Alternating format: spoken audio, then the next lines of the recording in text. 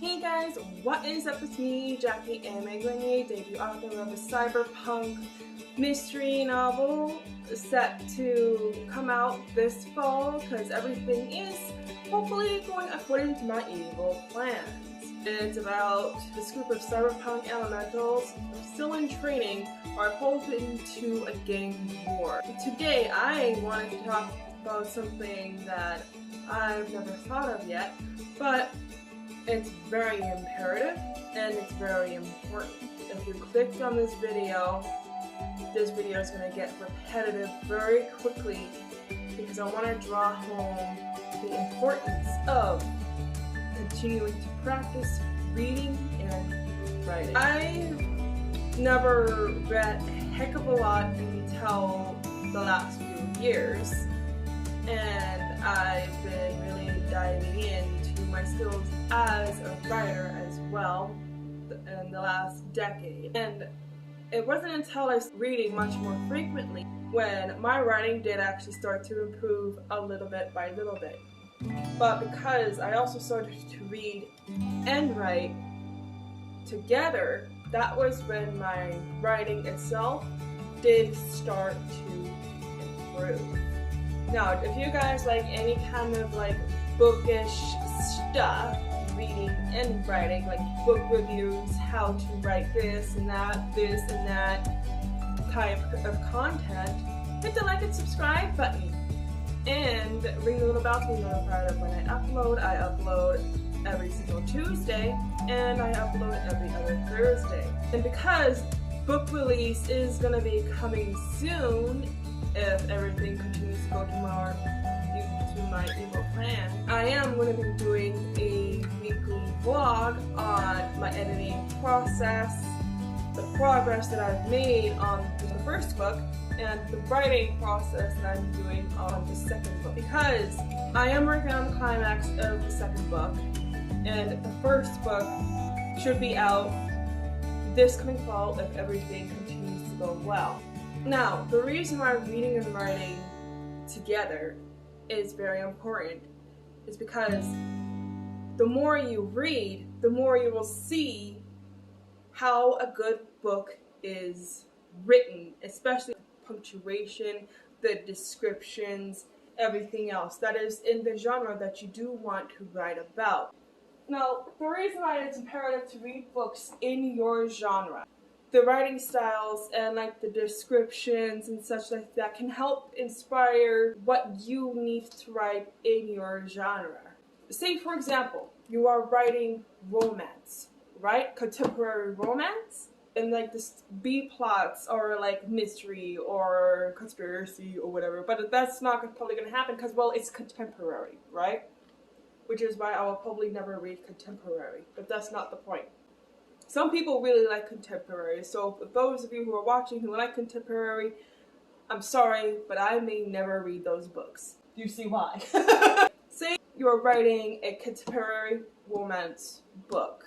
The books you're going to want to read to help improve on your skills is contemporary romance. Granted, yeah, like if you do want something else as well, like with the B stories, stuff like that, you should also read other books in another genre to get a bit better feel of at least a couple of the tropes. That's another thing that I guess I should talk about as well, is the tropes in the genre. In order for you to better understand your genre that you are writing, you have to pay attention to the tropes. You have to pay attention to the cliches.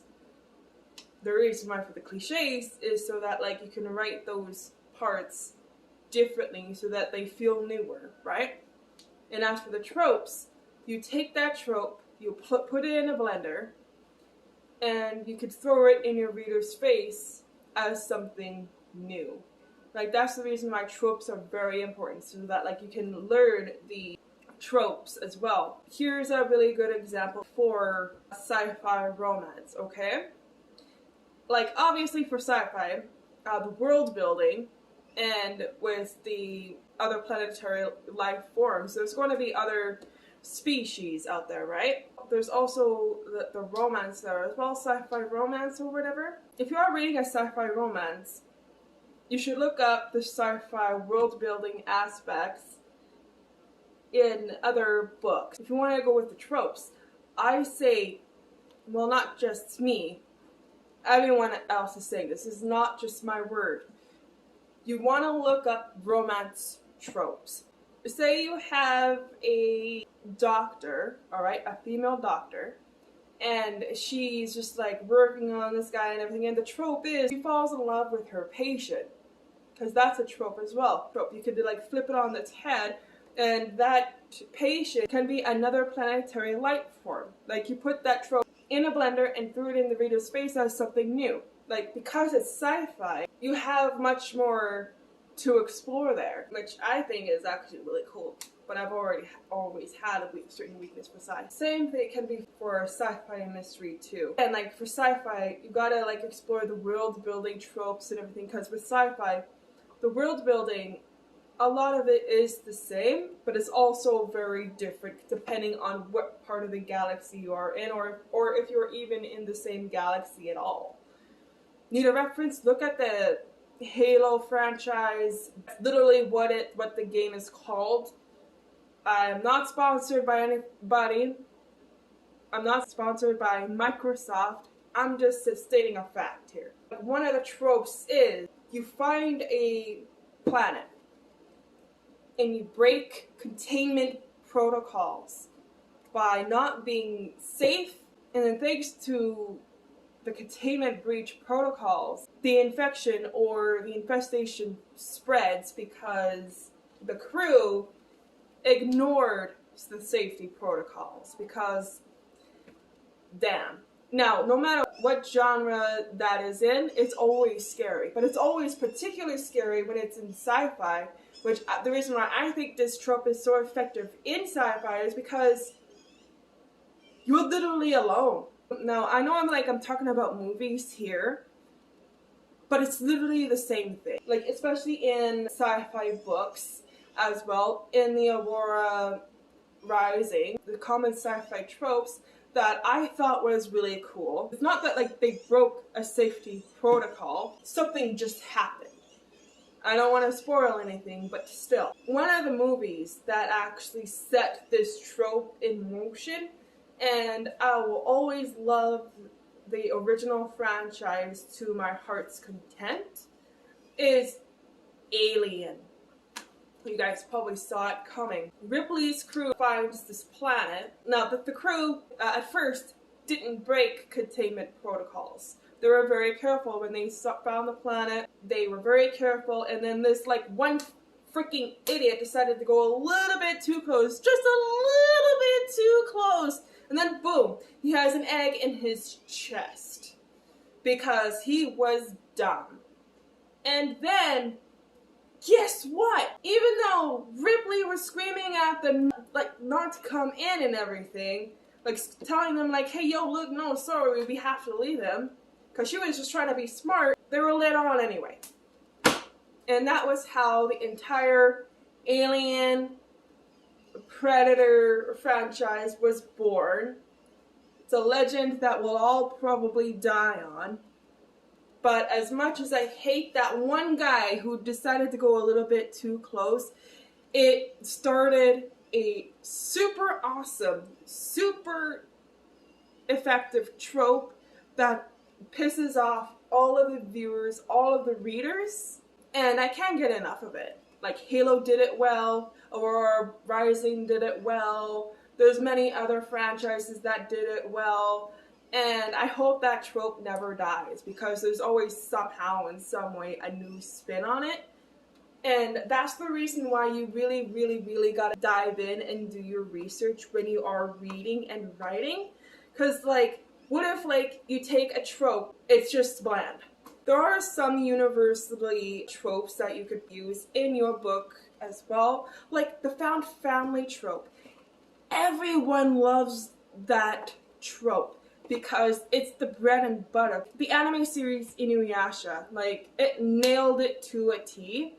Because, like, they were just like this collection, this collage of people who just hated each other to non-content and everything. But as they got to know each other better, as they got to know each other's weaknesses, their flaws, their backstories, and they just accepted each other to no end, and they just started to love each other to the point that, like, dude, you do this, I'll never forgive you. Let's do it together. That trope, especially if it's done right, it can really drive home your reader to the point that, like, that story is their bread and butter. Like, that story is their, well, slowly baked ham. Talking about food a lot, it's making me hungry. The reason why you really gotta read and write is because it helps you become a better writer. And let's get back into the reading aspect again. The books you read in your genre, you're just gonna get all the more better because you know what works and what doesn't. Especially when you read a badly written book. It's making you cringe because of how badly the punctuation is. There you go. There's an improvement right there. Like, if a badly written book is making you cringe, because you used to do that as well, too, it lets you know that I guess I should not write like this.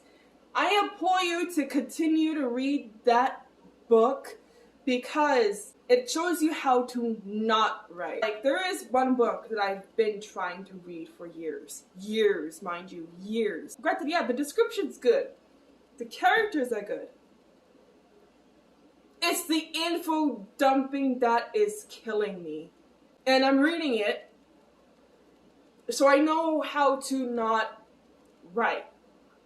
And there's also another book that I've been reading too. I've been able to get through it because it is a genre that I actually personally really like. It's very hard for me to go through it though because the sentence structure is just bad. And I'm also reading it as well so that I know how to not write. Like, even though half the time I just want to blow my eye sockets out of my eyes half the time when I read this book, I continue reading it so that, like, I know how to not write. Which is why I implore you to read badly written books. There are also some books where if you feel like you were able to read it cleanly and everything, those are the books I personally think that, like, you should read 1 to 3 times more as a writer so that you know how to write. I know I keep referencing Aurora's Rising. It was a well-written book, and I'm not talking about the tropes. I'm not talking about any of that because the tropes in the book series is really good. I'm just saying that the punctuation, the sentence structure, the everything, it was just a really well-written book. I really personally like it. When you read your books, you're not just reading just to read. You're reading to do research on the tropes and on how to write mysteries. Say you're writing mystery. You're going to want to read a boatload of mystery novels. Like, I know I keep referencing Lewis Kepler, but I have all these guys as well. Catch Me, The River at Night, Dark Places, In the Woods, The Lovely Bones. No, I did not watch the movie because I'm ready to read The Lovely Bones and then I'm going to go watch the movie. I'll let you guys know how I think of it, by the way. But the reason why this is so important is because it helps build up your skill. And the reason why this video invaded my head today, I did not plan on recording this video. But I remember somebody asking me why reading and writing was so important. Because he was, like, just learning how to write a novel. He was just learning how to recognize tropes and how to do this and how to do that. I told him, you gotta read and write. I recommended the Aurora series because of how well it's written, and it's a sci-fi fantasy as well. And he's writing a sci-fi fantasy isekai. And yes, his story is inspired by anime, but so is mine too. So I felt like I was the perfect person for him to talk to as well. I told him to read this, And I also told him to buy this author's books as well. The author is Leah Bargudo, this one here, because he has a lot of fantasy tropes in that story. And I told him to buy this book called Save the Cat Writes a Novel. And I told him to follow the 15 story beats along with the 3-act structure and write it down on the computer. I told him, like, read the book and really drive home the skills that he does need. Take the examples in the book itself as an example and read no matter what. He's probably eventually going to do it anyway, but I told him to buy the whole series. He said he wants to write a series, and I told him, like, if you're going to write a series, buy book series so that you have a much better idea on how to do that as well. And that's my advice to you guys too. If you want to learn how to write a series, buy book series. Same thing too, like if you want to learn how to write a good standalone, buy standalones. Same thing. If you don't know the sentence structure, it's going to stand out in your book. If you don't know where to put a comma, it's going to stand out. The punctuation matters. Yes, the grammar matters as well. But it also all comes down to a well-written character arc and your tropes too. And if you don't know how to do that, then have fun writing fan fiction for the rest of your life. And that's all I gotta say about that. While we're talking about fan fiction, now, my last insult is for people who just don't want to learn how to write at all. Fan fiction writers, don't take that comment to heart, alright? But fan fiction can actually teach you how to write. Now, I can do a whole other video on this. If you guys like this video, it'll let me know what you guys like and don't like. Or like in the comments, leave a thumbs up. If you guys would like to see a video based on fan fiction and how fan fiction can help you write, because I started out in fan fiction, you guys. I have quite a few fan fiction. What those fan choices are, you'll never know. Fan fiction helps you practice your writing skills, because those who write fan fiction, they write them for the characters. They write them to help build their own worlds, because I've seen great world building in fan fiction. In fact, I've read a fan fiction that was pretty much 2 novel sizes. It was pretty much the size of this book here. The fan fiction was 40 chapters long.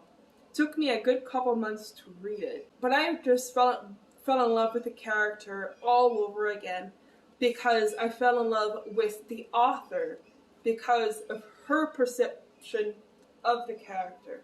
I just found it so loving, and that fan fiction basically got me into writing fan fiction. It was just a lot of fun to read, and this person, like, she was just like so skilled in writing as well. She has quite a number of other works. I certainly hope that she does start writing seriously. Not that like writing fan fiction is writing seriously, because like some people are like serious hobbyist writers when they write fan fiction, short stories, and poetry, and amongst other things. When I say writing seriously, I mean like actually sitting down and taking the time that they had for the fan fiction and actually applying their skills to capitalize on having novels and writing novels and having fun with that too, because writing, they're passion projects, right? I think that like when you constantly write fan fiction, you have such a great understanding of what actually makes a good character, and you understand the tropes, you understand the character archetype, you understand the character arcs. I certainly hope that those who do write fan fiction that way, that they do decide to write seriously. Because I already know that like there's quite a few authors that did start out well in fan fiction. Some of their franchises did not end well. But like there are also other authors who started out in fan fiction who are traditionally published and have 10 books and running, and they just continue to thrive. This is why I really want to drive home. Gotta read and write, read and write, read and write. And I just certainly hope this video, even though that like it is quite long, that you will understand reading and writing will help your skills as a whole. And that's basically why reading and writing is so important. That's why I think that when someone who wants to write a book isn't reading, that's when I like really start to drive home like, hey yo dude, look, when was the last time you read a book? When was the last time you bought a book series?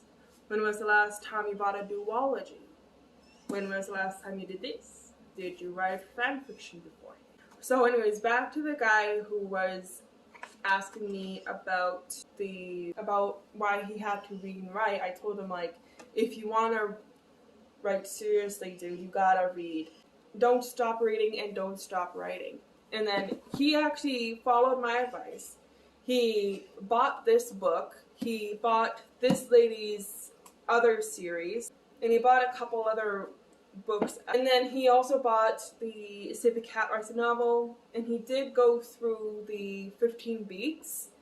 And he messaged me back going, you know something, I may as well ask you to be my mentor, because I feel like I can really drive this home. I feel like I can probably continue to do it.